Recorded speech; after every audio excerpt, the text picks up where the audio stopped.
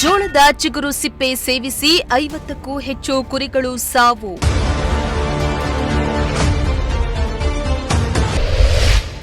ಕುರಿಗಳ ದಾರುಣ ಸಾವಿನಿಂದ ರೈತ ಮಹಿಳೆ ಕಂಗಾಲು.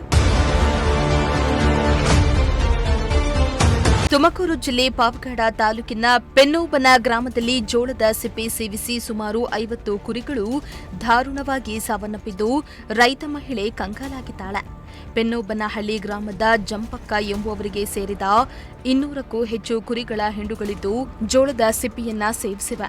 ಇದರ ಪರಿಣಾಮ 200 ಕುರಿಗಳ ಹಿಂಡಿನಲ್ಲಿ 50 ಕುರಿಗಳು ಸಾವನ್ನಪ್ಪಿದ್ದು ಲಕ್ಷಾಂತರ ರೂಪಾಯಿ ನಷ್ಟ ಆಗಿದೆ.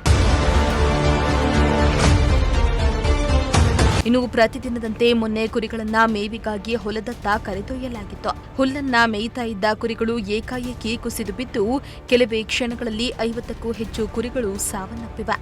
ಇದರಿಂದ ಕುರಿಗಾಹಿ ರೈತ ಮಹಿಳೆಗೆ ಆಘಾತವಾಗಿದ್ದು ಕಂಗಾಲಾಗಿದ್ದಾರೆ. ಒಂದಲ್ಲ ಎರಡಲ್ಲ 50 ಕುರಿಗಳು ಸಾವನ್ನಪ್ಪಿದ್ದು ಲಕ್ಷಾಂತರ ರೂಪಾಯಿ ನಷ್ಟ ಉಂಟಾಗಿದ್ದು ರೈತ ಮಹಿಳೆ ಕಂಗಾಲಾಗಿದ್ದಾರೆ. ಇನ್ನು ಘಟನಾ ಸ್ಥಳಕ್ಕೆ ಪಶುಪಾಲನಾ ಇಲಾಖೆಯ ವೈದ್ಯಾಧಿಕಾರಿಗಳು ಭೇಟಿಯನ್ನ ನೀಡಿ ಪರಿಶೀಲನೆಯನ್ನ ನಡೆಸಿದ್ದು ಕುರಿಗಳು ಜೋಳದ ಚಿಗುರಿನ ಸಿಪ್ಪೆ ಸೇವಿಸಿರೋದ್ರಿಂದ ಸಾವನ್ನಪ್ಪಿವೆ ಎಂದು ಹೇಳಲಾಗ್ತಾ ಇದೆ. ಅಲ್ಲದೆ ಜೋಳದ ಸಿಪ್ಪೆಯಲ್ಲಿ ಸೈನೈಡ್ ಅಂಶ ಇರೋದ್ರಿಂದ ವಿಷವಾಗಿ ಪರಿಣಮಿಸಿ ಕುರಿಗಳು ಸಾವನ್ನಪ್ಪಿವೆ ಎಂದು ತಿಳಿಸಲಾಗಿದೆ.